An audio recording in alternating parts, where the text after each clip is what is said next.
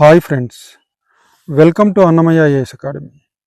ఈరోజు మనం ఈ వీడియోలో maritime India vision 2030, maritime Amrit call 2047, so ఈ రెండింటి గురించి డిస్కస్ చేద్దాం.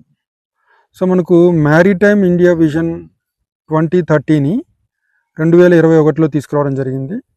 అలానే మ్యారిటైమ్ అమృత్ కాల్ 2047ని 2023లో తీసుకురావడం జరిగింది.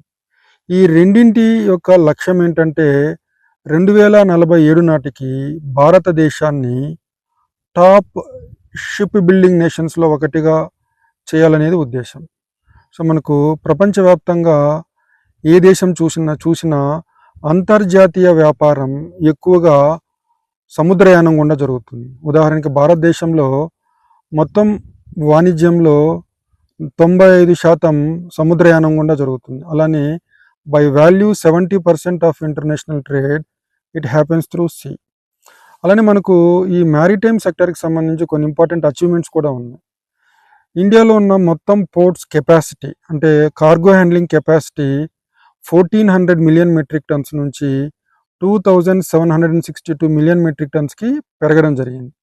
అలానే ఇది కెపాసిటీ, ఎగ్జిస్టింగ్ కెపాసిటీ. కానీ కార్గో హ్యాండ్లింగ్ ఎంత పెరిగింది అంటే actual cargo handling 972 million tons నుంచి 1594 మిలియన్ మెట్రిక్ టన్స్కి పెరగడం జరిగింది. అలానే operational vessel turn around time అంటారు. వెజల్ టర్న్ అరౌండ్ టైం అంటే ఒక షిప్ ఒక పోర్ట్కి వచ్చి వెళ్ళిపోవడానికి పట్టే టైము 93 అవర్స్ నుంచి 48 అవర్స్కి తగ్గడం జరిగింది. అలానే ఇండియన్ ఫ్లాగ్డ్ వెజల్స్ అంటే ఇండియా ఓన్ చేసుకుంటున్న సీ వెజల్స్ 1205 నుంచి 1549కి పెరగడం జరిగింది. అలానే gross tonnage of the Indian fleet కూడా పెరిగింది. 10 మిలియన్ గ్రాస్ టనేజ్ నుంచి 13.5 మిలియన్ గ్రాస్ టనేజ్కి పెరగడం జరిగింది. అలానే కోస్టల్ షిప్పింగ్ ద్వారా హ్యాండిల్ అయ్యే కార్గో కూడా 87 మిలియన్ మెట్రిక్ టన్స్ నుంచి 165 మిలియన్ మెట్రిక్ టన్స్కి పెరగడం జరిగింది. అలానే ఇన్లాండ్ వాటర్వేస్ ద్వారా జరిగే కార్గో హ్యాండ్లింగ్ కూడా 18 మిలియన్ మెట్రిక్ టన్స్ 2014లో ఉండగా ఇప్పుడు ప్రస్తుతం 146 మిలియన్ మెట్రిక్ టన్స్కి పెరిగింది. అంటే దాదాపుగా 710% పెరిగింది.